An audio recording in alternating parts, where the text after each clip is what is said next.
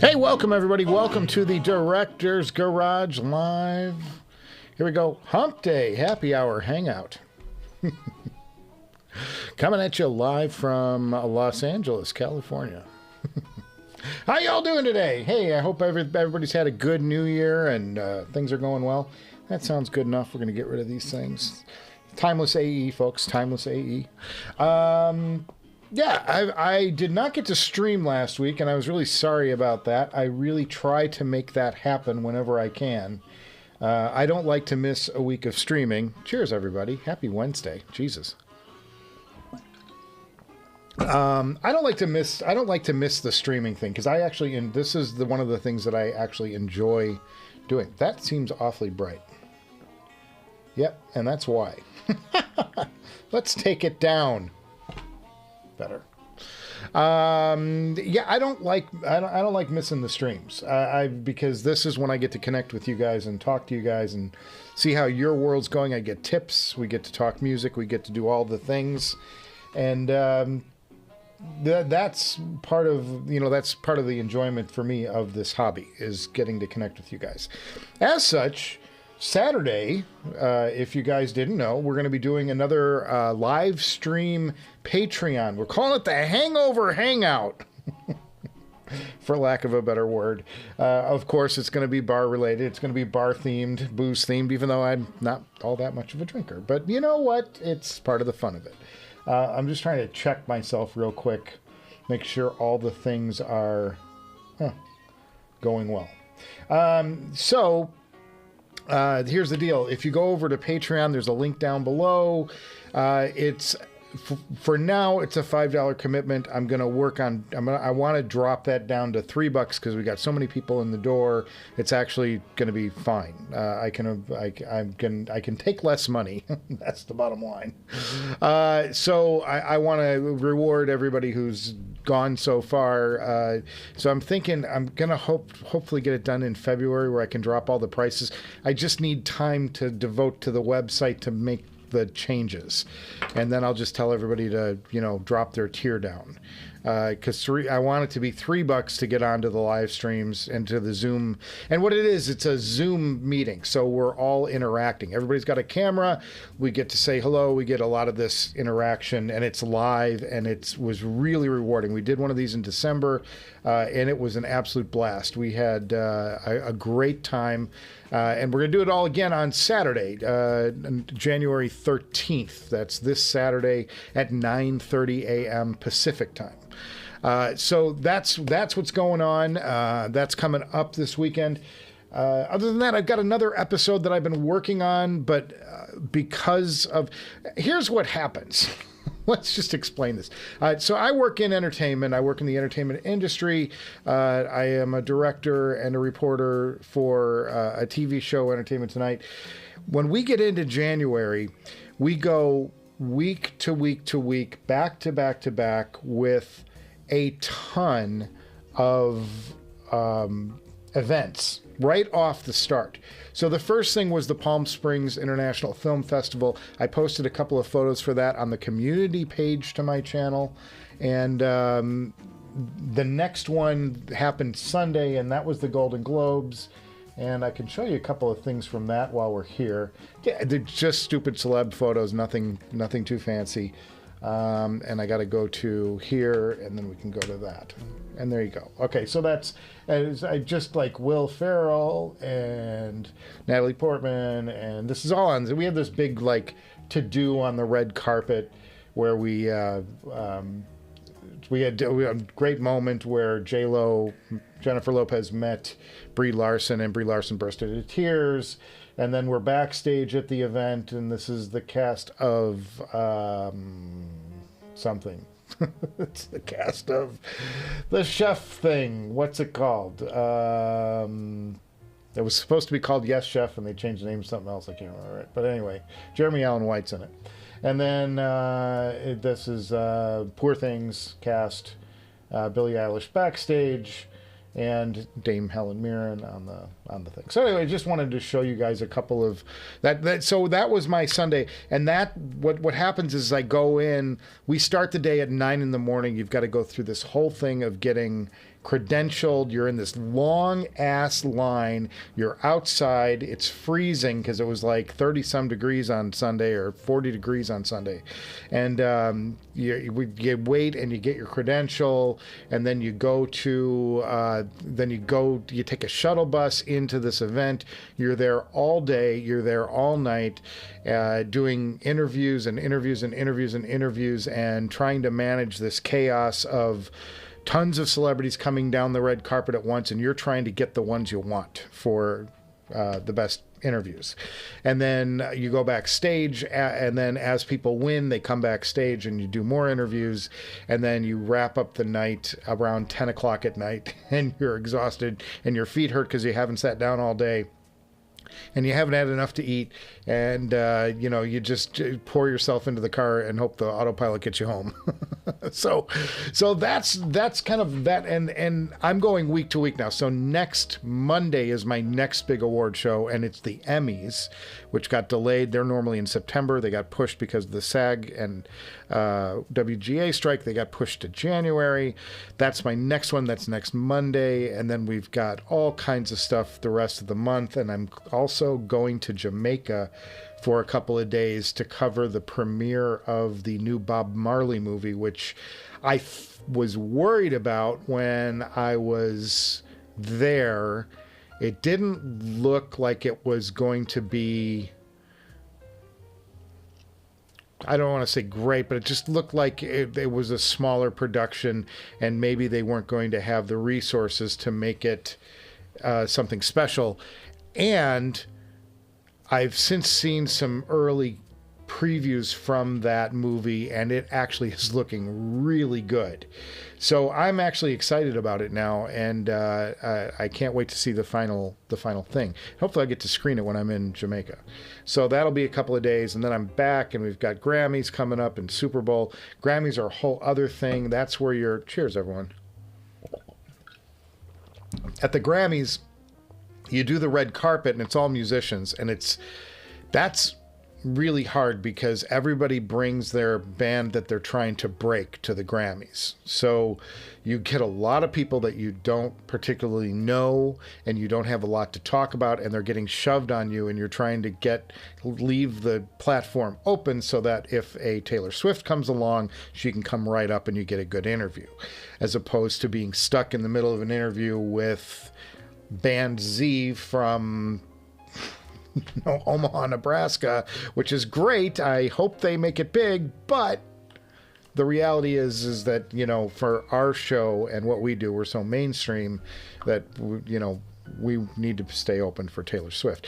And then backstage, it's a complete free-for-all. It's me with a reporter and a camera, and we find ourselves running all over the event venue, hunting down interviews. We'll go outside of dressing rooms and green rooms, and then we'll try and grab them as they're coming off stage, and then we're running into the hallways, and we're doing stuff in the hallways. Got a Stevie Wonder interview a couple of years ago, just on the fly. The cameraman's holding the camera like this, and that's 1,000 people around him.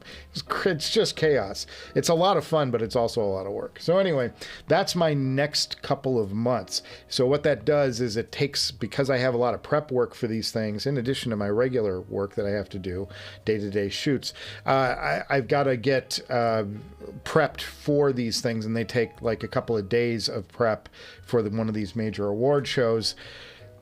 Needless to say, I'm a little busy, and it's hard to get shows out and keep the live streams coming at the same time. So last Friday, what happened was I intended to shift the Wednesday live stream to Friday, and I'm just talking now to let some folks filter in so we can get into some topics and stuff.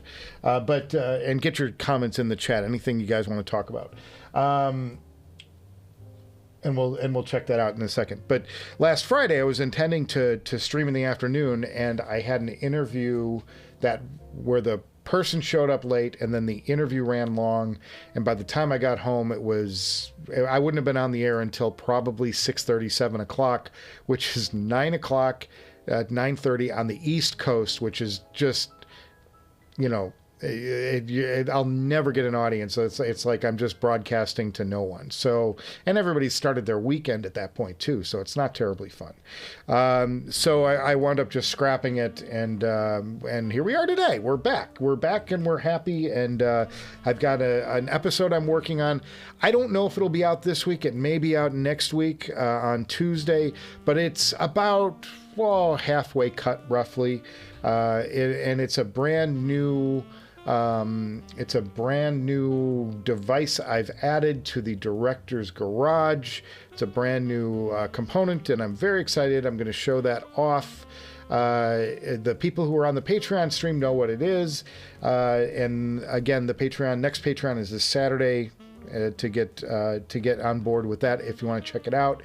If you don't, I totally understand. There's no pressure on my end. It's a lot of fun, and the more people we get there, I think the better it goes. So that'll be on Saturday.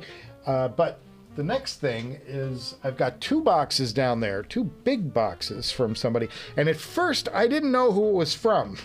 And I had to do some forensics and go through emails, and I finally found an email with somebody from a headphone company that said, "I'm going to send you this," and now they've sent me 2 things. So we're going to do the next episode will be the reveal of my one of the components I've added to the system here, and then the next episode after that is going to be a double blind unboxing. Which I love doing those things. I have no idea. I haven't even looked up this company. I know who sent them now, but I don't know any. I've never heard of these things before. And I'm sure if I open it, everybody's going to go, "Oh, dude, why didn't you know this company?" But yeah, they sent me 2 products. So we're going to open them and check them out and see what this company's all about. So I'm super excited to get into that. Have not shot it yet. And that's going to be really good. That's going to be coming up. We also have full reviews. I have a full review of the Zale HM1, which is my go-to amp. The Bakoon is still for sale. I've added the STAX SRX9000 to the mix. I've decided to move that on while it still has a lot of value. It's a $6,500 headphone new, and it's the top of the electrostatic chain if you go that route. Some people will tell you there are other electrostatics that are better, and I may or may not agree, but that's the top dog right now. And I did a review. I've had them around here. And the reality is, every time I start listening, do a listening session on the STAX, I'll then put the same thing on the Tungsten and on the Susvara and on the Caldera, and I just go, I like this experience more. As great as the detail is on the SRX 9000. My system is better built right now for planars and dynamic driver headphones. I think, because the sound out of the Susvara is golden now. The sound out of the Caldera is gorgeous. The sound out of these Tungstens is so freaking impressive. I'm enjoying them. They're much more full range, full bodied. What you do get out of the SRX 9000 is tremendous speed, tremendous detail. They're just fantastic headphones. But I started doing, but it's like I'll be in a listening session. I'll go, what does this sound like on the Tungsten or whatever? And I'll took it off and take the SRX 9000 off. I'll flip over to the Tungsten, and I'll just be like, this is just I'm more enjoying the experience with these. So I can't see a reason to hold on to a headphone that's not jumping, that I'm not like gravitating toward anymore. And so it's $5,000 on the used market right now, give or take, and I can still get that. So why not let them go and pass them on to somebody else who is going to get a big break on the price and I have that $5,000 free to do something else with. And I don't know what that would be, but maybe it's just to pay bills. Who knows? But it's, you know, it just makes sense not to hang on to these. They're just not holding up. They're not stacking up well. Sorry, that was bad. They're not stacking up well in direct comparison to these other heavy hitters right now. And that's that's just to my ears. And I'm sure there are people out there that are like, you're nuts, dude. This is, and I know, like, I've read some there's a stereophile article on the SRX 9000 I read a couple of months back after I had already put my review to bed, that claimed it was you know, that is the pinnacle of headphone experiences right now. And I just have to go, you haven't, you know, tell them, I don't think you've heard everything. I don't, you know, that I respect people's opinion, of course, but it seems to me like people who are making that claim on the SRX 9000 just haven't heard everything. And there's something to be said for going back even to the SR007 Mark I, which frankly doesn't give you the detailed spectacle, and I do love spectacle. You guys know I love a spectacle, but it doesn't give you the spectacle of the SRX 9000, but tonally and overall experience, it's a better headphone to me. It gives back some detail. It doesn't resolve with the SRX 9000. There's no question about that. But the overall experience, the finish, the fit, the feel, the shape of the overall tone curve of the headphone, everything about it I enjoy more. And I'm like, I'd rather keep this amazing relic that is so much fun to wear if I'm in the mood for an electrostatic session, or even the Carbon, which I still like. I just can't sell the Carbon because I paid so much for them and they're worth so little. They're selling for $2,000 on the used market. $2,200 will get you a Carbon right now on the used market, and that's a $3,000 hit for me or something. I'm like, ouch, because I paid full price for those, I think. And so I'm like, yeah, we're going to be stuck with the Carbon for a while. We're going to be living the Carbon life. But the SRX 9000 is still in its prime, so I can still get that. All right, so Ryan Dietz is here. Ryan, let's go to the chat now real quick. Actually, I'm going to rearrange this so I'm not looking so nastily off camera. Hi all, Wayne Hein, cheers everybody. I will make it to the Zoom. I will try to make it to the Zoom Hangout. Excellent, Wayne. We did have an outstanding time. I'm going to have Ryan. I'm going to extend an invite to you because we love your input over there. Ken, of course. I hope Ken can make it again because he was what a welcome addition he was to that crew over there. Such a wealth of information, Ken from Ken's workshop. Ken, if you're new to the stream, Ken builds his own amps because everybody should, shouldn't they? Of course. Awesome, just awesome. And Ryan builds his own headphones because everybody should. Just amazing stuff, fellas. Amazing stuff. Howdy, Hipster Cow. Hipster Cow is over on the Patreon too, so hopefully, Hipster, you can make it on Saturday. Hey everyone, hope y'all are great. Crazy busy here too, but here to say hi at least for a little bit. Cheers. Well, cheers back to you, Ken. And again, I hope we can make it. Would Mrs. Director do any headphone reviews to help you out? Fellas, it's not the actual doing of the reviews. It's the stuff I have to do after I do the review, which is cut it all together and make it all something you all might want to watch. Because that's the part that takes the time. And it's for me, editing wise, as a long time editor, my first editing gig was 1985 on tape. That's how far back I go with editing. So I have a process that I follow, that I followed my whole career, and I cut this show no differently than I cut anything else I've ever cut. I lay it out for a pass to get the content where I want it, and then I do an audio pass where I mix it and I get all of the transitions sounding great, and adding sound effects and things like that, and then I make it as tight as possible on that pass, and pull out, you know, 10, 15 seconds at a stretch if I'm like, that's lagging too long, it's taking too long, I want to keep the momentum going here, and that gets it down to its final time. And then I do a video pass where I clean up all of the little pull-ups I've done in the thing, and I add the graphics, and you know, have some fun and try and do something visually entertaining as well to keep things going. And that 3-step process just is a time suck. It's a labor of love. I enjoy doing it, and I hope you guys enjoy seeing it when it's finished. But yeah, the actual shooting takes an hour. I turn on the cameras, turn on the lights, sit down here, open the box. I've got a camera here, I got a camera there, and we go straight through it, and boom, it's done.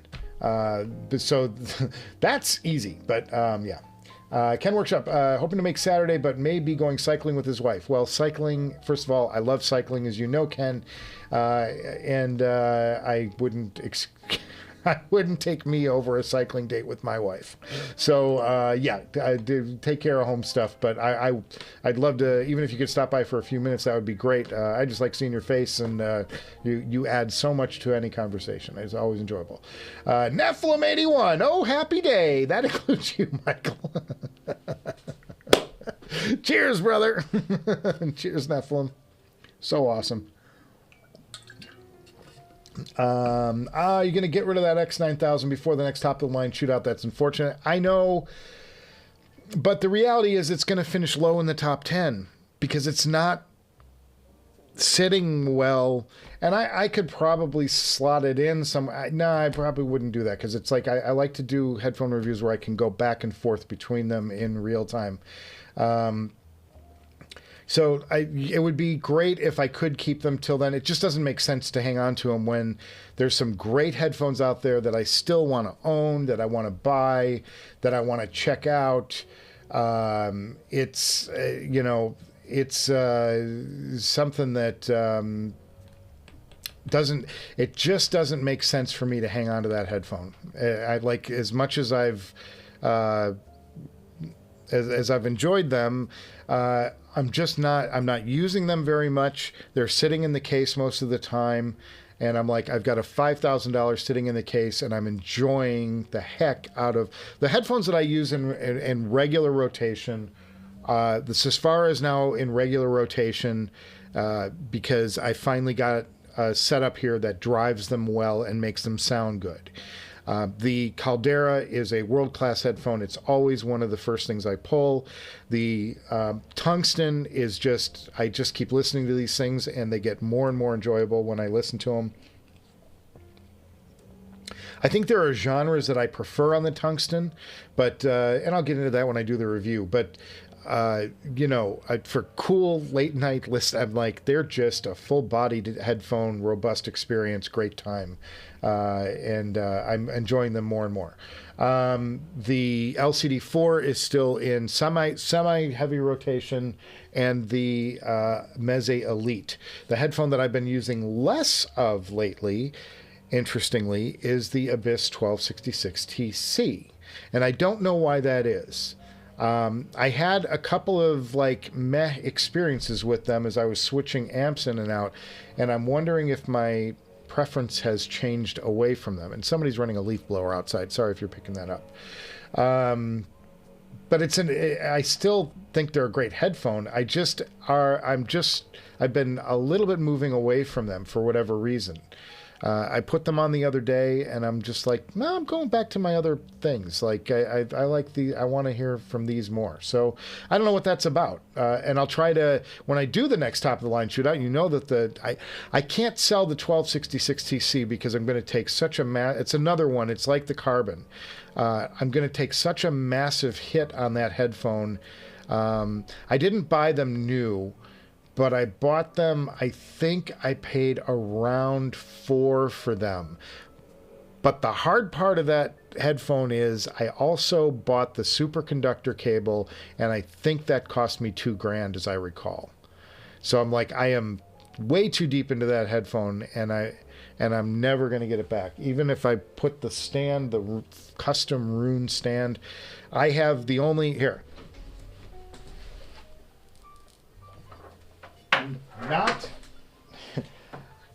Not even Abyss, their $500 headphone, properly holds the 1266 TC, because their band holds it by here. Well, here's the thing on the 1266. These connectors right here on either end of the leather headband are rubber. And you don't want to keep the pressure on these, because what you're doing is you're stressing out the rubber on that suspends the headband.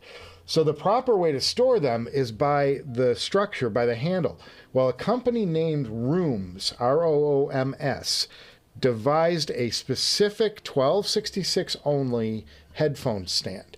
And Abyss used to sell these, but they don't make them any. It's hard to find them. I don't even know if Rooms makes them anymore. But it properly holds the 1266 the way they should be held. And these things alone go for, these things actually go for quite a bit of money. But I mean, it's like this whole package plus the box, and plus I'm like, I'll never get the money out of it that I would want. So, yeah. Back you go. Back you go, Abyss. Into the abyss. But I still, if you're looking for a soundstage night and you're playing something live, it's a pretty good headphone for a live concert. That's a pretty good thing. I am Jay. Good afternoon, Michael, and everyone here. Good afternoon. I am Jay. Nephilim, what? X9000 is leaving the fold? my, even Ryan Dietz is a STAX killer. Yes.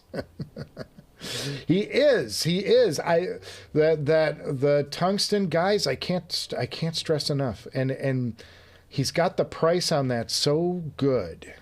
It's priced. It is there. You can't help but call that and the Caldera are both steals, and that is a good grand or more below what you can pick up the base Caldera for. So, yeah, it's if there is a no-brainer in the headphone world, if you can get them, because Mr. Dietz is probably chasing his tail trying to get these things out the door every month. There's no better deal, I think, in the headphone world than the Modhouse Tungsten. And I would encourage everybody to go over there and at least drool on the webpage a little. It's worth drooling over. They're great. It's great stuff, folks. It's great stuff. Question, my dear friend Michael, what is the best and most favored headphone to listen to at low to moderate listening volume? My initial knee-jerk reaction is the Meze Elite, because it produces, it's kind of like having a loudness button kicked in all the time. And so I can, I would say, like at a low volume, like late at night kind of thing. Yeah, it's probably the Meze Elite. I don't know about the Meze, the new Meze Empyrean 2. It's getting some rave reviews here and there, but I haven't heard it, so I can't speak to it. I would love to actually check those out, but. And maybe that's what happens if we can move the STAX. I don't know, but it's to me the Meze is that it's so comfortable. It's perfect for that late night quieter situation, medium volume kind of thing. That said, if you have enough power, the tungsten will give you plenty of bass experience at lower volumes if you have the power behind them. And Ryan gave me the tip, and I was just checking them out because somebody asked me if the Bakoon, which is also for sale, by the way. I'm not anxious to get rid of the Bakoon, though, because it is my most powerful solid state setup. And if there's a knock on this Zale HM1 back here, it's that it is not the most powerful amp. It does everything else about as well as any amp on the planet. It doesn't quite have the horses for the harder to drive stuff. But Ryan gave me the tip of running the tungsten off of my Woo, and that is one addictive pairing. I gotta say, the tungsten has been, except for a test I did last night on the Bakoon where I went, yeah, this sounds really good. The tungsten has been living on the Woo, and it's given me a whole new reason to use those tubes and to enjoy those tubes. It's really good. It's a really good pairing. So the Woo happily drives the tungsten even at low volumes, and I don't have to be in high gain mode even. It's got that much power. It's a solid 5 watts out of side, and it's class A, so it's giving you that 5 watts constantly. You're just attenuating the volume through the knob. Ryan, big heart. Well, you know, Brian, you've done an amazing service to our hobby. So heart back to you, buddy. I am Jay. As a budding photographer, post-processing is certainly so much time and effort. I'm much faster on photos than I am on video. Well, video is tougher because video is just a string of photographs. So if you're doing anything fancy, I'll give you one editor tip. This show has run from the very beginning at 24 frames a second. Most YouTube stuff runs at 30 frames a second. I choose 24.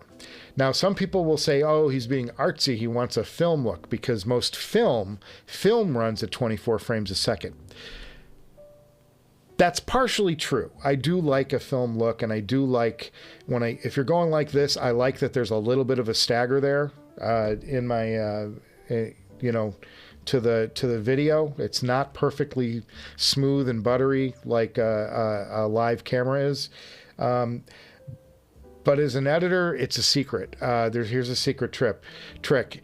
If you're shooting at 24 frames a second and you want to animate something, and you want to do a graphic, or you want to do an effect, or you want to do something visual, and you need to create a mask or a traveling mask,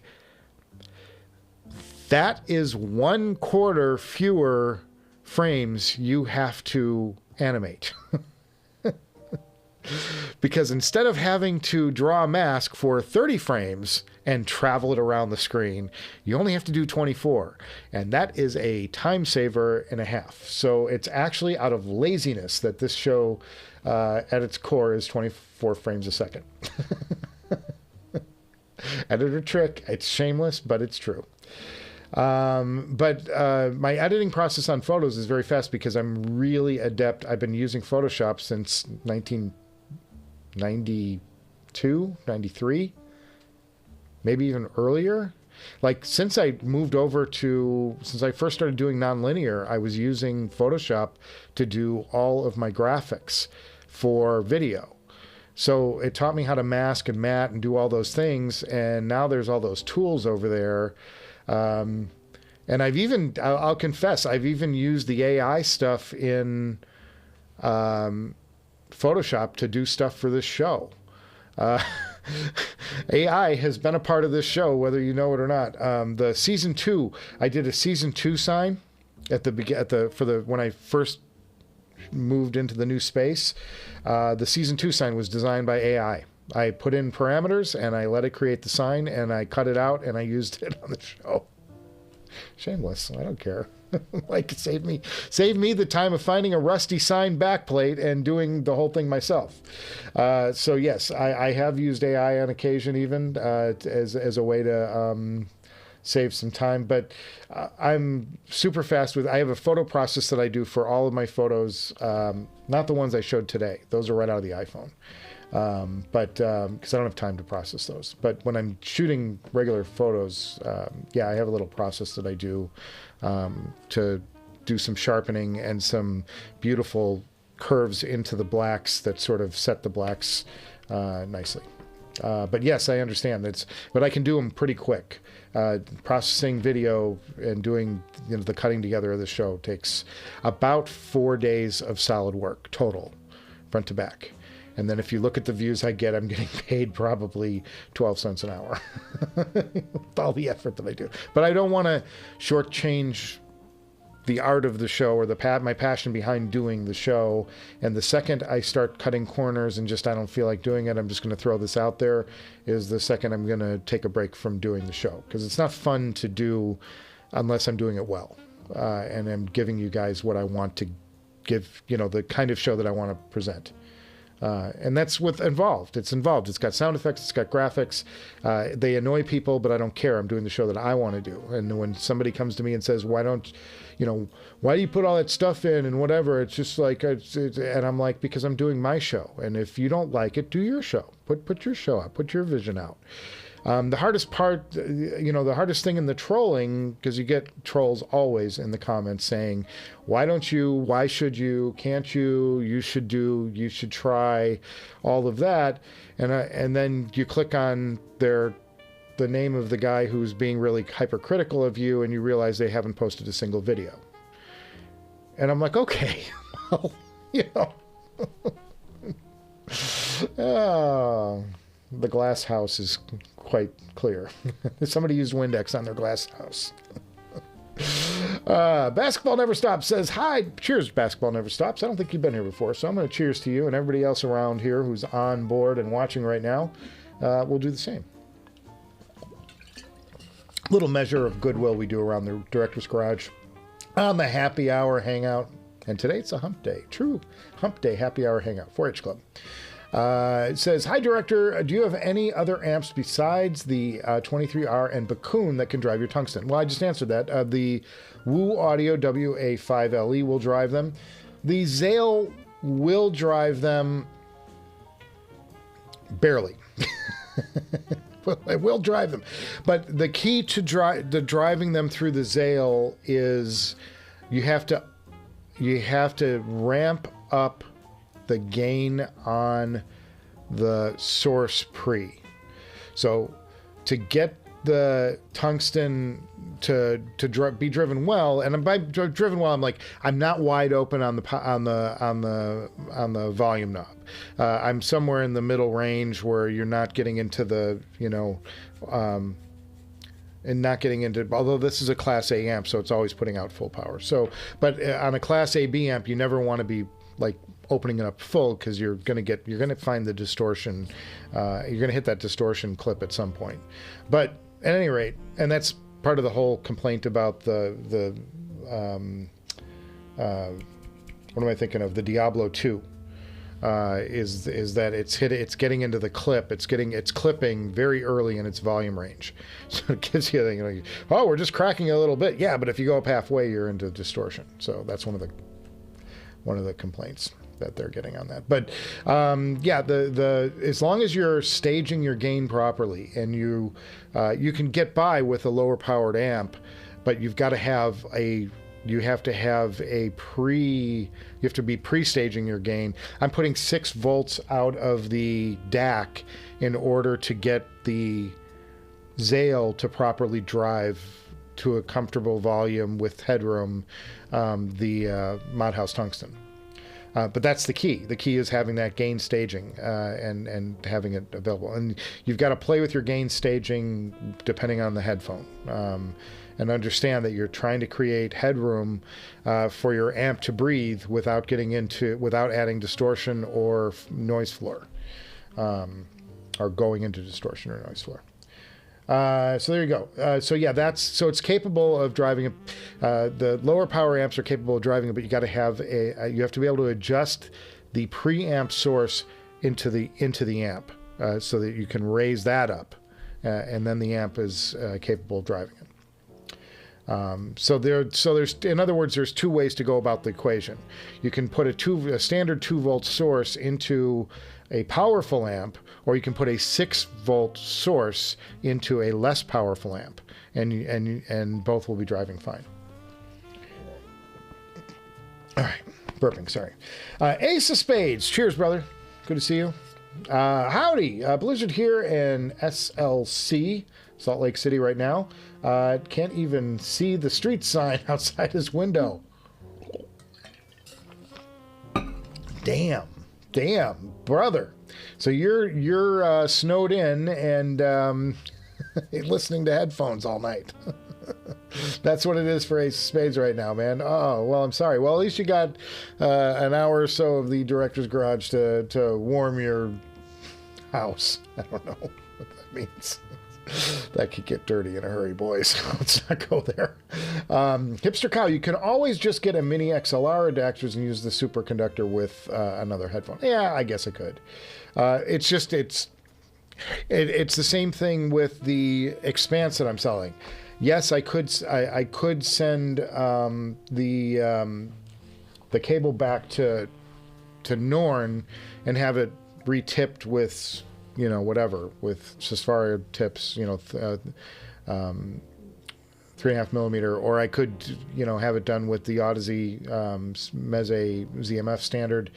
But it's like, it's here, it's made for it, and the cable they shipped that Expanse with is hysterically short. It's a 2-foot cable. You're basically, if you're not holding the device, you're out of luck with the cable. It's so bad. One of the many quirks and issues with the Dan Clark Audio Expanse. So I'm trying to sell it as a bundle, and I've had people come in and go, well, can't you give me a break on it because you're high? I'm like, well, I'm including a cable that's silver core. Go look up a silver core cable on Norne and then get back to me. I'm not trying to screw anybody. I'm just trying to be reasonable and get reasonable prices for this stuff. That's like market. And I've come down on some stuff, but whatever. I don't know. But again, I'm not totally anxious to sell the Bakoon at this time. So it's like, if nobody wants to pay the price, then I'm fine. I'll just keep it because I'm enjoying it. There's a bit of a wait, unfortunately, Ryan says sheepishly, for his Mod House Tungsten, which happens to be the headphone that just pulled over my Abyss.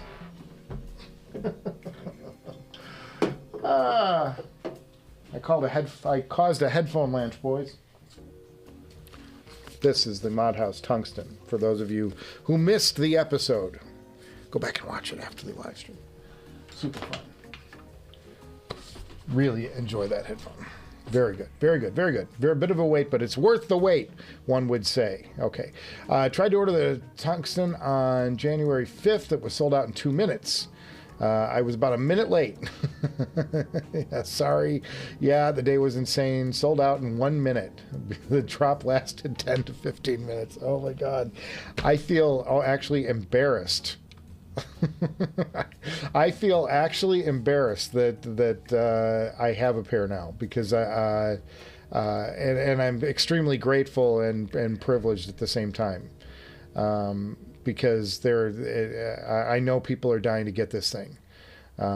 So yeah, I know you're putting those out as fast as you can, Ryan, but it's not the worst thing in the world to have somebody really like your stuff. You know what I mean? Like, it's a testament to you and your creativity and what you're doing over there. So congrats on it. And yes, I am enjoying them on the Woo. I think it's a fabulous pairing. It's a fabulous pairing. You get that. It's given me a renewed interest in the tube amp, which, it kind of sits in the back. I don't get to use it a lot. Well, now I've been using it more because of this Tungsten, because it really does help. And I should check out the 1266, because I do remember that pairing particularly well with the Woo amp. Let's say that, with the Woo amp. Fast. That's my Barbara Walters. Go back to Saturday Night Live if you don't understand. Ken Workshop, on low volume listening, he thinks there's value in picking the right amp with some adjustments. Many great options. Ooh, spicy take, Ken. I like that. I like that. Very good. Very good. Do you have some in mind? What are the amps you have in mind, Ken? Are you referring to anything specific? Share with the class if you could. Hipster Cow says, looks like you gotta up the price, Ryan. Yes, supply meets demand. You know, there's something to be said for it. I do think you would have a line at $3,000 for those. But I think Ryan was also like me in that it's nice that it's a hobby, and it's great that it's hopefully pays for itself. But none of us who are hobbyists like me. I'm an enthusiast. Like I'm not a reviewer. I don't own a business where I'm selling stuff and I'm helping promote the stuff by having the channel and all that. I'm just an enthusiast, and I'm trying to, you know, if I can break even a little bit with some of the Patreon stuff, great. But it's not. I'm not looking to get rich on doing this. This is my hobby. This is what I do for fun. I've got a day job, you know. I think we're more in it for the enjoyment of the process and meeting the people. That's why Can Jam is so fun. It's like we get to go around and meet folks and say hey, and it's a thrill when somebody comes up and goes, hey, you know, saw your show and whatever, and you know, you're an idiot. yeah, well, it's true, but but that's the fun of it. The fun of it is like the exchange. It's in the chat, and it's why I'm trying to, I want to drop the price on the Patreon stuff, because I want more people to be able to come in and share their thoughts. And then hopefully in a non-destructive way. I would make it free. It's just that I know what's going to happen. If I make it free, every person who's ever trolled the show will jump in and try and shut down our fun, hanging out.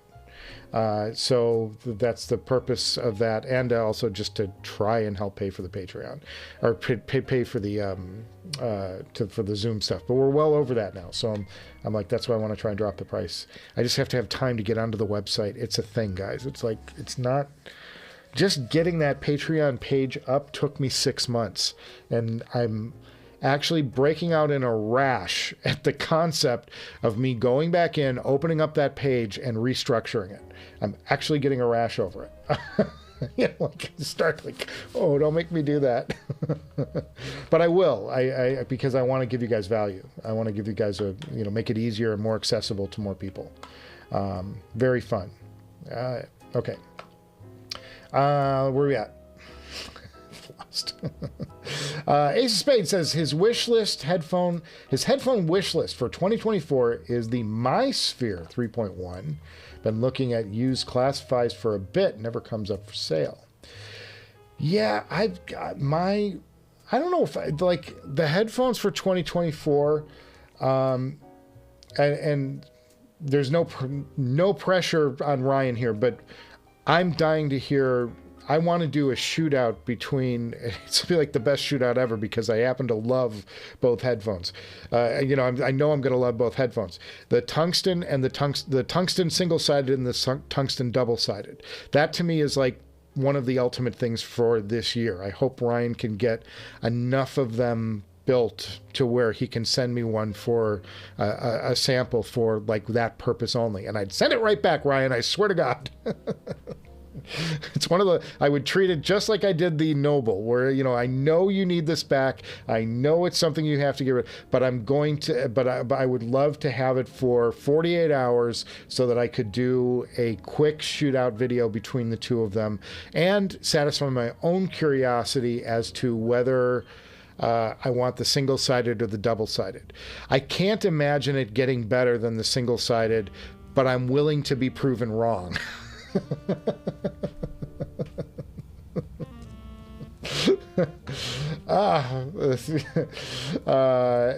what a fun way to be proven wrong, right? On something like that.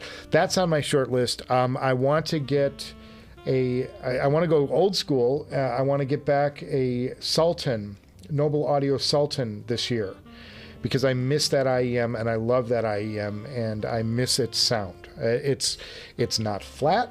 It's not the most detailed thing you'll ever hear, but I absolutely love that it's got bass for days. It's fun to listen to. It's perfect for a trip. And they're blingy and fun. And it's the IEM that the two headphones I wish I hadn't gotten rid of were the HE-1000 V2 from HiFiman, which they were kind enough to give me in exchange for a written review on HeadFi long before this channel was ever a thing. They sent me a free upgrade to the V2, and I loved that headphone, but I sold it so that I could start the show. Basically, that was what it came down to.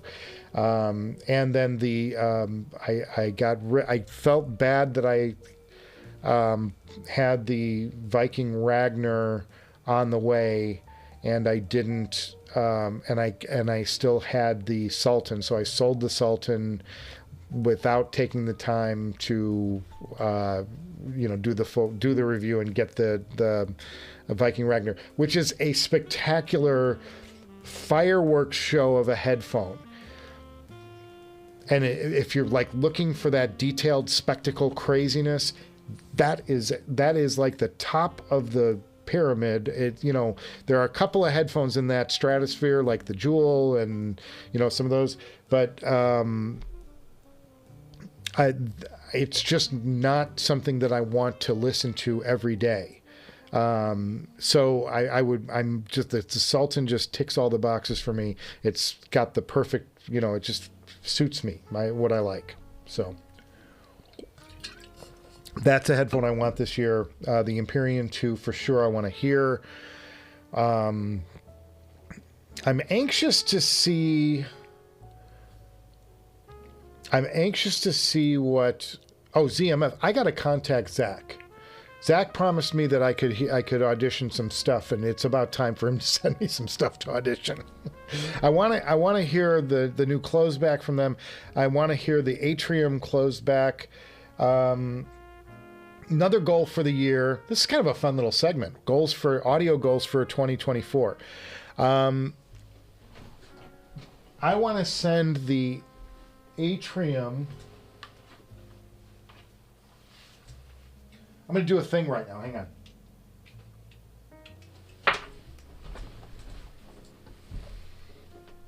All right. Here's the thing. This is the ZMF Atrium. This is the most beautiful headphone ever designed. I honestly believe that. I don't think there is a headphone on the planet that touches what he did here. This came out after it. And it is nowhere near as pretty. It's not an ugly headphone, but it ain't a pretty headphone. And I want to send this back to Zach, and I want to have him do something like this with this headphone. That's one of my audio goals, my vision, and it's a straight aesthetic thing. But part of the love I have for this headphone is the feel and the look of these. And if I can get more of this DNA into this headphone, I'd pay for it. I would happily pay for it. I think this is a much better sounding headphone than this headphone. I love this headphone and the way it sounds, but it's dark. It's on the dark spectrum. This headphone is on the Sesfara spectrum. It's actually this headphone, the Modhouse Tungsten, and the Sesfara are brothers or sisters, depending on what gender. Can you tell? Is that a boy or a girl headphone? Oh, guys, why do you watch this show? But they're in the same lane, which is what makes this headphone and the Modhouse Tungsten so exciting. Because the Sesfara is $6,500. It's $6,000. It's like crazy. It's absurdly expensive, and no one should pay that much for a headphone. Nobody should. The fact that you're getting headphones that sound like them, they're not exact. There are certain things that the Sesfara sounds like. They're not exact, but they're in that upper audiophile territory. And the fact that you can get one at the $3,000 level or the $1,800 or the $2,000 level or the $1,500 level or whatever it is. That's what makes these special. That's what makes the Mod House special. If the Mod House was $6,000, I'd go, wow, they sound great, but man, they're $6,000. You know what I mean? And you can't do that. Price has to be a factor in any assessment of what you're doing. You know what I mean? It's always going to be something. It's always going to be something. Part of the discussion. It has to be. It's you know, we are humans. We don't have unlimited funds. We're not. So that's important. It's important to point out. Okay. Yes, so those are my audio goals, I think, short term for 20, and then see what else comes along. There's always going to be some new surprise, and that's the best part of the hobby, is somebody will come out of the blue with something that sounds spectacular, and, you know, like, wow, it'll be the next wild thing. But right now we're all zooming on the tungsten from Ryan. I like 24, IMJ says, I like the 24 frames per second because it's more filmic. Thanks for this tip, though, on the animation. Yeah, I know. Yes, I like the look of 24 also. I I prefer the look of it. I've been using it for years on 30 frame per, second television projects that I do. I'll drop things to 24. But for the purpose of this show, it's also because I do a lot of traveling mats and things on the show. 24 frames is a lot less hassle. MJ says, Ryan Dietz, all good. I'm glad your headphones are getting the attention they deserve. We all are. I agree with that. Ken Workshop says, admire your tips and tricks for the video talent. He's a beginner with video. Learned his first lesson a while back, picking the wrong shutter speed for video. Yeah, you'll get that staccato thing, and it's like, yeah, it can be a mess, or it can be swoopy swimmy, and things will kind of smear. That's the other extremes. Won't make that mistake again. Yeah, the basic thing is you want your frame rate to be your hertz rate. So if you're shooting at 60 hertz, you want to have be 60 frames a second, if and so forth. Michael, I forgot what was the biggest reason why you got rid of the LCD5? Was it the mid-forwardness? No, I got rid of it because I got a deal. I made a deal I would still have them today. They're not on my, they weren't in my top 5 headphones. I thought they were really good. They're like a perfect neutral headphone. I think they're a perfect headphone if I was going to mix this show, on a pair of headphones. That would be like the ultimate expression of a studio mixing headphone, because they're so beautifully flat and they're so beautifully detailed. It's a great headphone. I just got an offer. Somebody said, if you send me, I said he had an X9000 and he's like, could we make a trade for this? Or he said he came to me with them and said, I want it's like $5,000 for him.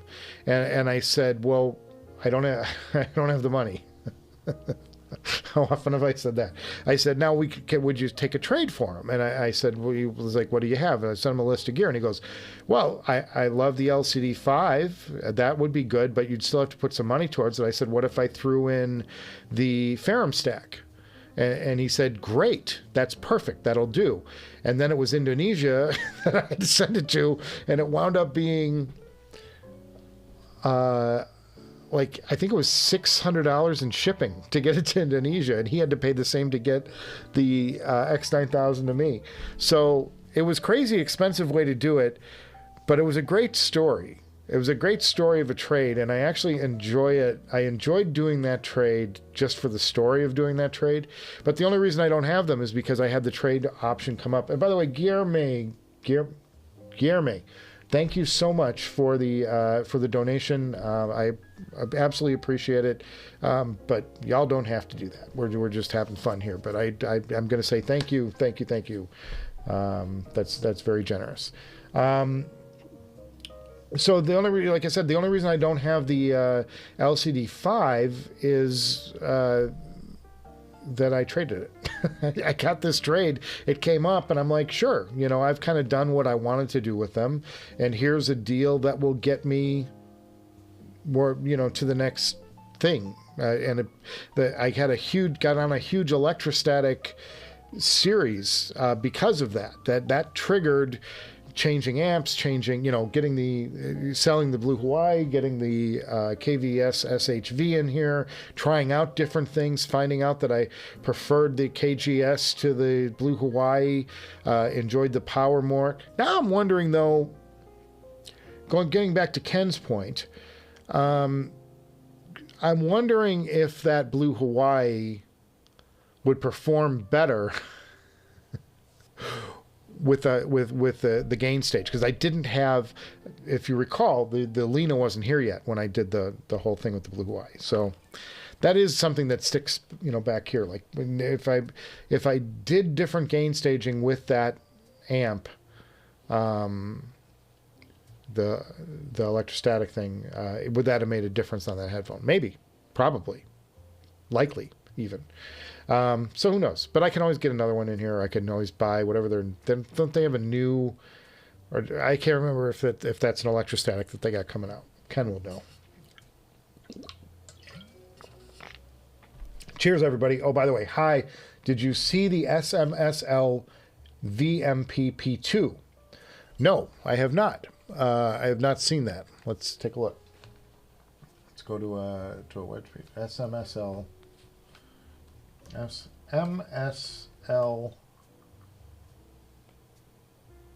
VMV P2. Quick little Google search of that. Oh, here we go. Let's take a, oops, that's wrong. Don't do that. I'm going to show it to you guys in a second. Hang on. Let's just get it up full. There we go. He's talking about this product. I hope. Wait. This product. Flagship headphone amp. Wow, nice. And I know the brand. The brand is you know, got some folks who really get behind it and like it. Very cool. What does it say? It says fully balanced harmonic distortion that you'll never hear. 99 low noise amp, parallel design, high power output, 18 ohm, 32 ohms up to 6 watts. So it's got good power. The question is where does it, you know, at what point does it distort? I don't know. We'd have to hear that. 3 gears gain control.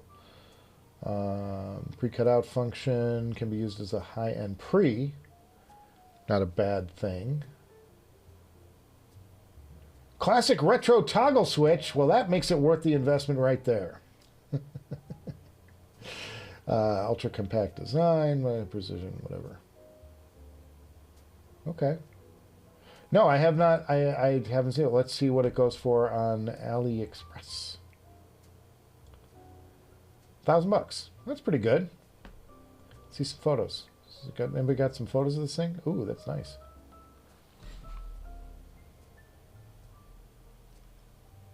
Straight amplifier though. No muss, no fuss. It's very simple. But if it sounds good, great. Anybody have experience with that? Chime in the chat. Very cool. Thanks for calling that out. Appreciate that. Very nice, Jeremy. Gain staging is one reason why I like Pro Audio Design DACs. Mytek and Ferrum can both be output at 9 volts. Yeah. And I enjoyed, I thought Ferrum was doing it very well. The Ferrum stack was, until I got into the DCS stuff, the Ferrum was spectacular. I have no complaints about the Ferrum at all. And Ferrum and Burson to me are, they're both killing it. They're both very, very good. Will you have an updated headphone roundup in the near future? I don't have one planned, and it's not going to be I'd certainly not before I get out of award season. I just don't have the time. I'm stretching just to get episodes out now. I'm back to chasing it. I had such a good like month and a half there from November to December. If you guys know, I mean, this is the first week I'm not going to have a new show if I don't finish this thing by Friday. And that's, for me, that's since like October, I think. I went week to week. I had a brand new episode every single week, and I was trying to be religious. I was getting them out on every Tuesday. Last week I slipped and I got it out at noon on Wednesday instead of Tuesday at 7 a.m. That's a YouTube ding. You take a ding for that on YouTube. And it kills your performance of the episode. They like that regimented time and date release. But I really was building momentum, and the subscriptions, subscribers to the show, they give me, they have that tracking stuff, which I don't have time to pay a lot of attention to, but I can see, like, you can go to one page and it'll say real quick, subscribers are up, down, or even for this period of 90 days or whatever. And it was up. I was solidly up for the last 2 months. We gained a lot of subscribers. We went from I was stuck at 4,800 for a long time, and once I started cranking out regular episodes every week, I got over. I'm like at 5,500 or close to it right now. I don't know what it is exactly, but and that's directly because I started releasing episodes every single week, and I was scratching the itch of the algorithm in the exact right way. YouTube is an art, as much as an art and a science as it is making videos for YouTube. Knowing how to and when to release stuff and all of that stuff. I know what to do. I just can't always do it. I'm not capable of doing it. So now this is the first week where it's really starting to catch up with me. I was ahead, and now I'm behind. So, there's nothing I can do about it. I've got to, my work has got to come first. The work is not something that I can put to the side. Somebody made the perfect comment, I think, in one of the things, like, come on, get your priorities straight. I'm like, yeah, I know. But it's true. Like, work is always going to be the priority for me. It has to be, because this is my hobby, and I want it to be my hobby. Or my side hustle, if it were. And I guess it's not a hobby because it's technically a business, but it's definitely like a side hustle. So just like Ken, I hope Ken will someday build amps that we can buy, or that we can, somehow work with him on to build ourselves or something. Sell a kit or something that we could put together one of his cool things just to try it. I'd love to do it. It'd be so fun. But it's like, that's his side thing. He's got a main gig. You know what I mean? So no, there's no big mega shootout coming, at least for a couple months. Maybe sometime late spring, early summer. And it also depends. I'd love to have like the Empyrean 2 here to throw into that mix. Sorry that I'm, there's no guarantee that the STAX won't be here, by the way. Moving headphones is not like this, Nephilim says he likes the director's garage. Colors included on the tungsten. So cool and thoughtful. Yes, it was. How can one have to smile that kindness from Ryan? Yes, absolutely. Honestly, like, and you go to put this on. How does this not make you just giggle a little? Because, there's a ridiculousness to the show and the colors and the stuff that I do, the neons and all that, and the fluorescence and all that. But to have that summed up in a headphone, you just smile every time you see these things. If you don't, you're missing something. You know what I mean? Like, you're just missing out. It's just crazy. It's so fun. On amps, HM1 is a great choice. Even the iFi you just reviewed has the hybrid options, bass tweaks, etc. Gives more options when selecting headphones. Yes, except that Ken, on this one. Oh, you're heading out. Sorry, buddy. Cheers. You're probably long gone because I'm behind in the chat. But on this one, it's back here. It's the iFi. It's on the bottom. I've got to review it. I got to try and do it. I'm going to try and do a second episode on it after I've spent some time with it and got the streaming up. if I can, on that thing. The gain really adds a lot of noise on that. So it's like, yes, you can stage and, you know, but it just adds a lot to my ears. I'm hearing the sound degrade quite a bit when I go up in gain, especially to that hot setting, that 18 plus gain. Great to have it, but it's like, it's not driving well. It's not driving, it's not enjoyable. Like, it's not as enjoyable as some of these other products I have here that have all that out power without just pumping up the gain. Ken, I dig your knowledge, buddy, especially the comment about low volume listening and amps. It does tell a lot. I agree with you. Yep. Ken's a smart guy. He's a smart guy, man. Good to have him as a friend, man. Cheers to Ken. Have decided to start selling off his gear and downsizing in an effort to make to afford the Mass Kobo 465. A long road to Eden, boys. Hipster, I didn't get to audition the Mass Kobo, and everybody's talked about it and talked about what a great piece of kit that is. I just haven't heard it, but I would love to, and I'm enjoying. I've got some great product here right now, though, man. I mean, even without I know I lamented sending that Enlium back, but the Bakoon has its own positives too, and I pointed that out when I did the review of the Enlium. Like, there's a place for the Bakoon in the lineup. It doesn't have the reserve punch on the Sysfara that gives it the slam, but for most of my other headphones, it sounds incredible and incredibly great and incredibly fun. I'm telling you, with the tungsten, it's a really good match for the tungsten. I was surprised at how well that did. I was listening to doing more Lyle Lovett last night for some reason. Just got on a kick. Put them on. Listen to a little more old Lyle. It was good. But it's great because you hear all the timbre and the lower register of the acoustic guitars. It's like so rich, and coming out of the Bakoon, fabulous. And then of course the tubes really do good things for it too.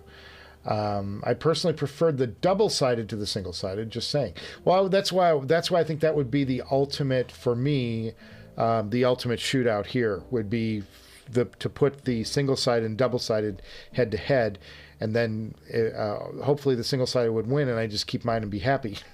But if the double-sided won, then I'd be like, oh no, can I send these back to you and get the double-sided? I'll pay you. Send it with a check for $500.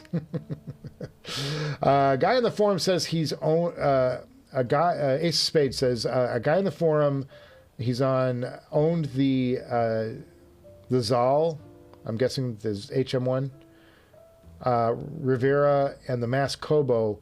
He sold the Zale, I guess I should say Zale first, then sold the Riviera, and ultimately chose to keep the 465. Oh, that's good. Yeah, I'm happy with it so far. I'm not moving off of that hill. I do think that down the road,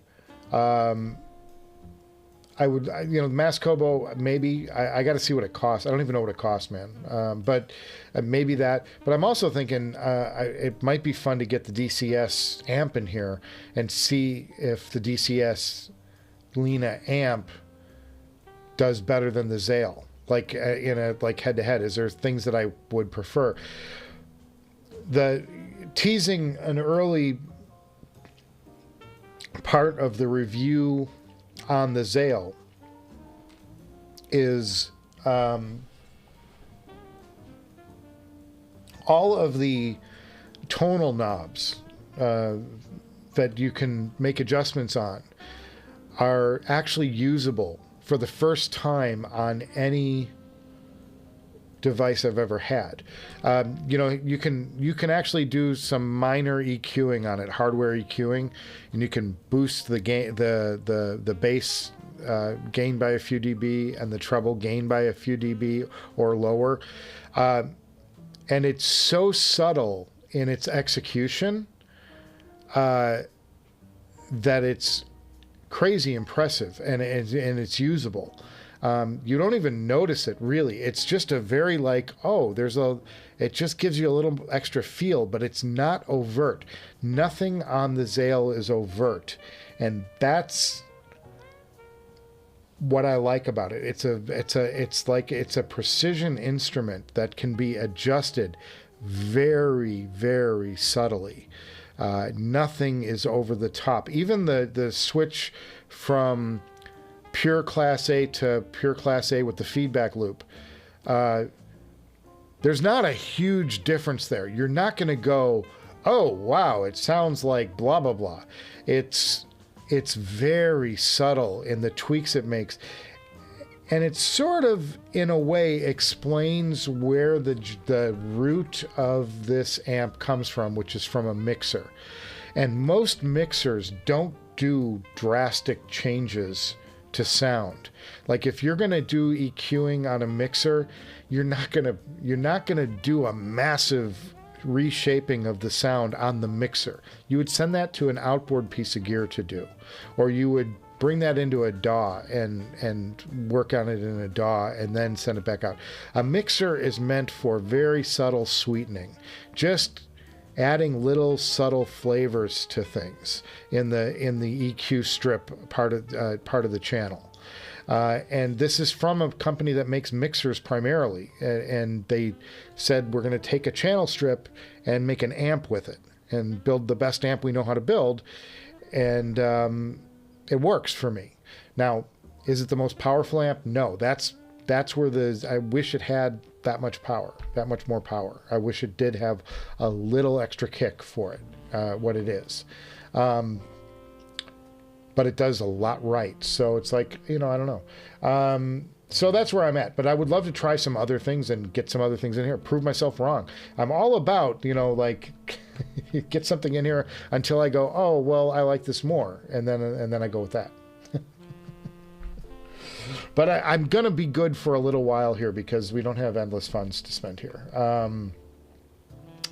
The Riviera is such a good sounding amp, but he agrees the Mascopo sounds better. And I haven't heard either of those, so I'd have to sit down with him.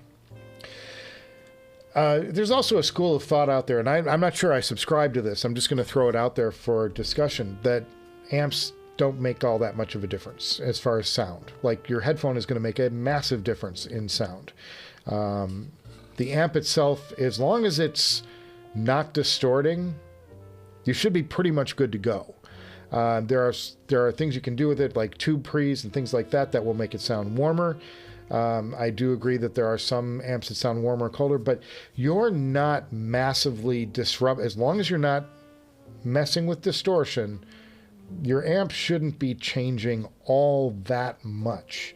It is, you're playing with a small percentage of the sound in the chain. It's not going to it shouldn't. If it is drastically changing the sound, you should look to what else is in the chain that's causing the amp to drastically change the sound. So I just say, keep that in your head too. I throw that out there for school, just for food for thought. Oh, goodness me. Yeah, the Atrium is an absolute cathedral design of a headphone. Pure art. I always loved that one, especially with the magnesium finish. Yeah, I just bow to Zach every time I see him, and I can't drive home enough what a masterpiece this thing is. This is he killed it with this design. There is nothing like this. And it's not, here's the thing. Yes, I love the aged look and the way it's got the copper bleeding through, and I'm sure that there's just paint or something that's making it, but it was inspired to do this. The style of the grill is very retro. It's very much a Victorian sort of accent on this thing. But it's even down to the feel of the wood, of the feel of the satin finish on the cups. These are stickier. It's a stickier, glossier finish. It's not as rewarding. There's something so fine about this design and about this every part of this is just adds to the greatness of the overall picture. It's special. It's truly special. Right there, part of the stage for the STAX. Yes, that's right. Music appreciation. Disposable Heroes of Hypocrisy television. Yes. Drug of a Nation. It's great. Got to thank you for this. These guys are great. Old school hip hop done right. Yes. And I found them only because of U2. And I'll explain. Back in 1991, way back in 1991, this is how far back your director goes. I missed the Achtung Baby tour from U2. And the Achtung Baby, I've seen videos, recordings of the Achtung Baby tour. It was so upset me that for whatever reason, I didn't get to go see it. It, to me, was the greatest concert tour for spectacle, like stage production I've ever seen. And I missed it. I didn't get to see it live. I've gotten to see it there's some DVDs floating around, like videos and stuff, but I didn't get to witness it in person, and I'm terribly sorry. That's one concert I would have given an arm to have gone and seen, that tour. And that album was so important to me. We were in an era where grunge was taking over, and while I appreciated some grunge, it was beginning to dominate where the next direction of music was.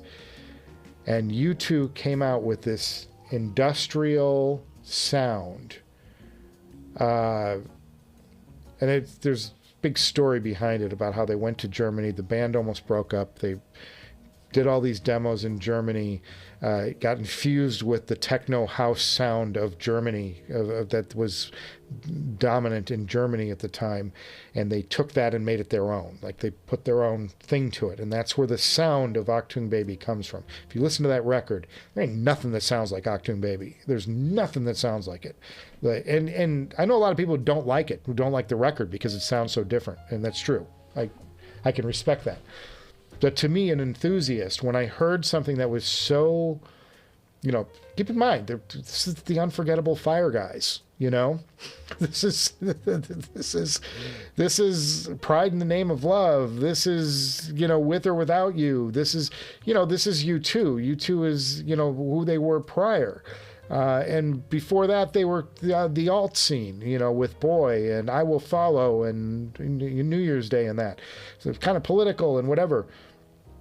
And to come out in 1991 with this, boy, the bass on that record, Mullen's bass, combined with the drums, the rhythm section was a complete revision for that record. It was they just threw out everything, reinvented the sound of their drums and the sound of the bass. And it's just, there was something about that record. Anyway, how do I get to hear Disposable Heroes of Hypocrisy as I'm winding away here? I missed the concert, and they did a radio broadcast for Westwood One that was in the spirit of the concert. And what they did was they took together, if you remember the concert had tons of TV monitors all over the stage. This is not flat panels, boys. This is in the days of CRT. So they're all, squared. I'm dating myself so badly. But I thought this was so cool. And actually I stole a lot of it in my editing style because I thought I was so inspired by where they were going with it. But,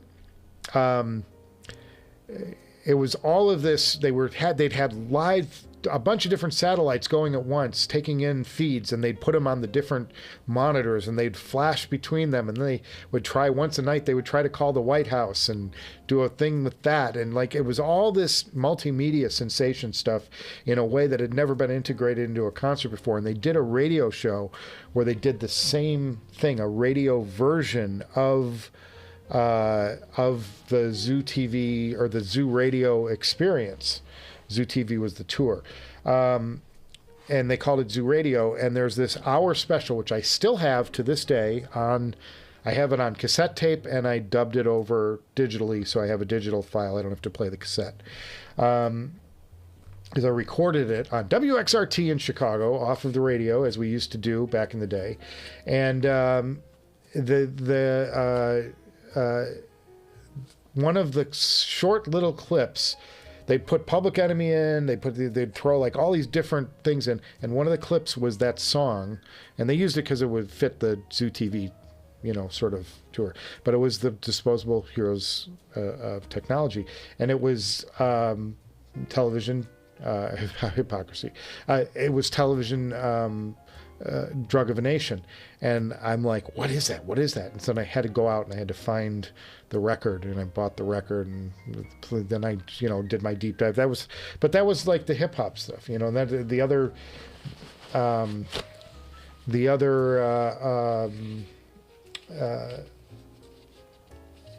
bands, like I loved Digital Underground, which came out a couple years after that, and they were more like they took hip hop in a fun direction. It was really entertaining, dirty, it was just kind of dirty but fun, and it was meant to be ironic. And I think that's, if you picked it up as irony, if you took it seriously, it would be kind of like a sex record. But it was meant to be ironic. I firmly believe this. I don't know if it's true or not, but I firmly believe it was meant to be there. But they were another one, and Public Enemy was the social conscience. They were the hey, there's shit going on in our neighborhoods and you all need to pay attention. And I love Public Enemy for that. They were so great. Still are, Grandmaster Flash, all those guys. I still run into them occasionally at different things like Super Bowl coverage and whatever. Hipster Cow says, you're going to get through the last of these and we'll wrap it up for the day. But guys, this has been a great live stream. I'm glad I'm back, and I'm sorry I missed last week. And again, for those of you who chimed in late, live stream Patreon Saturday, January 13th, 9:30 a.m. We're going to do it all on Zoom again. And we've got more people this time. We've got more subscribers, so it could be even spicier than the last one. I'll send out a Zoom link tomorrow. You'll get a Zoom link to the event. And you just click in via Zoom on Saturday at 9:30, and we're all going to be face-to-face and be able to have a discussion on any variety of topics. And the last one was incredibly fun. I'm going to send out, hopefully we get some of the folks that were around last time to come by again, because they all added stuff. Chance was there. It's fantastic. Chance was the guy who once worked with Miles Davis. Boy, and he just started to scratch the surface of the stories. Like, he's got to have more stories. There's more meat there on that bone. We're going to pick it dry. It's great, man. I hope Chance can make it on Saturday. Hipster Cow, you see the Dark Star on Head-Fi for 2K. I really wonder how well that amp holds up today. I would think it holds up extremely well. And that's a steal. If I had $2,000 to spare right now, I'd be all over it. There's somebody also selling a Liquid Fire not too long ago, which is the tube amp from Cavalli. Like $2,000. I'm like, what's that $9,000 amp? The Dark Star is unbelievable. Yeah, I would do that. That's Mrs. Director upstairs changing. She's got class. I'm going to go say hi to her in just a few minutes. HM1 is a great pre. Also uses a pre for your Woo for the tone controls is there well too. Yes, that's a good idea. That's a great idea. And a great way to stage gain into the Woo too. Oh man, hardware or analog based EQ is amazing. Praise Ship for their Loki. Totally revived his HD-800 and LCD XC. Love analog EQ. Tone to your preference without making the headphone dull. Yeah, I'm a fan of that. Love that. I have a lot of outboard gear that I use here just for this here microphone. That is, I have an optical compressor on this mic that is in line. It actively works to level the mic out. along with preamp on a tube pre. So this is getting a lot of juice, and it's because it needs a lot of juice. There's a ribbon mics are very low output. You need a lot of pre-voltage to get it up to line level, so that to mic level, so that a workstation like this Apogee Symphony can amplify it and take it in. And so I've got outboard gear for that. It's fantastic. It's all tube gear. Fantastic. And it's retro. It's modern, but built using the old schematics from the old gear, by a company called Universal Audio. Chance D, don't have enough gear or body parts to sell to buy a Mass Kobo. Probably start a GoFundMe account. Not the worst idea, Chance. I like it. Haha, one day, Chance D, sell the car, enjoy your Mass Kobo on a bicycle. Take the chance and sell a kidney. Oh, they're getting up on Chance D. Can't believe you two are doing a residency in Vegas. Has anyone seen it? I've watched video of it.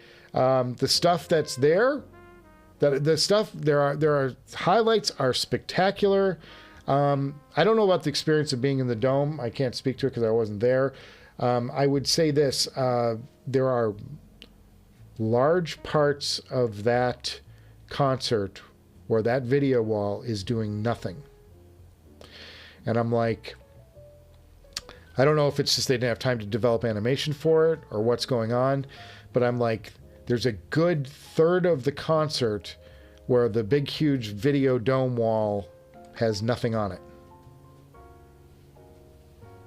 Kind of disappointing. What coming from you two, I would expect like the whole thing should be spectacle, because they're such a spectacle of a band. Anyway, such a great story, Michael. Hypocrisy is a great luxury. A1 album, yeah, absolutely.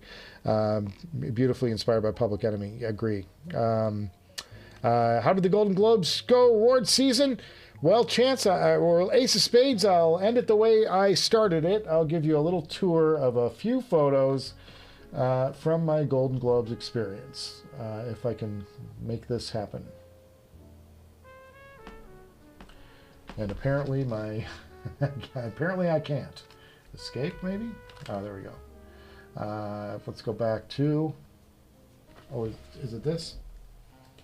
Yes. No. Nope. Don't want to go to it until I actually have something to show you. All right, hang on. Let's go to Documents. Nope. Downloads. There they are. Oh. Just a second, boys. I'm doing something here. Whoops.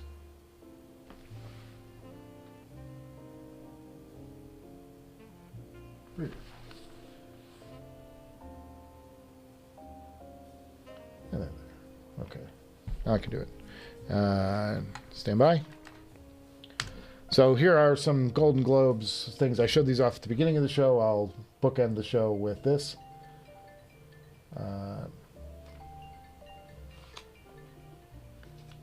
Somebody calling me. I'm going to have to call them back right away. Oh, there we go. There's... Oh, wow. What's going on with my laptop here?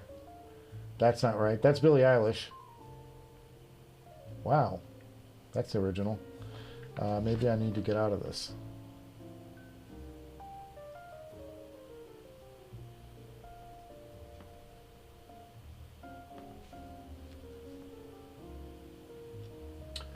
Okay, something's going on with my laptop. Anyway, these are some photos from...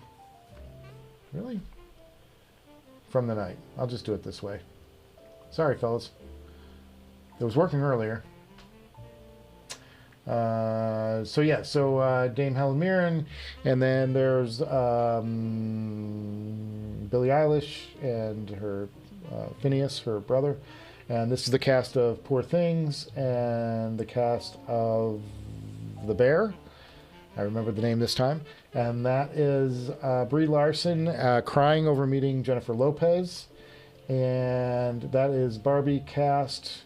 And Natalie Portman from, what the heck was her thing? Well, she was in Star Wars. It's funny, there's a funny photo of Natalie meeting Mark Hamill. and the caption was, "I finally met my mother." It's from Star Wars. Will Ferrell, there you go. Just some cheesy photos from my day there. I have hundreds of them from that day on the red carpet and backstage. And go watch the top of the show. It'll tell you all about it. Anyway, boys, I'm going to start wrapping up this episode of the Director's Garage Live.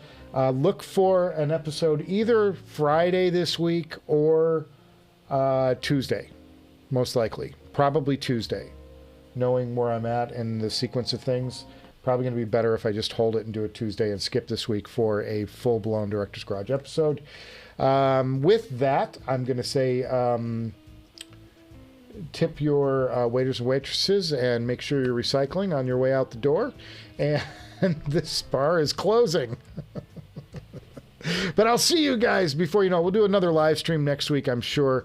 Yeah, enjoy some songs. Let's go out and listen to some music tonight. What do you say? All right. Cheers, everybody. We'll see you later. Get off the air.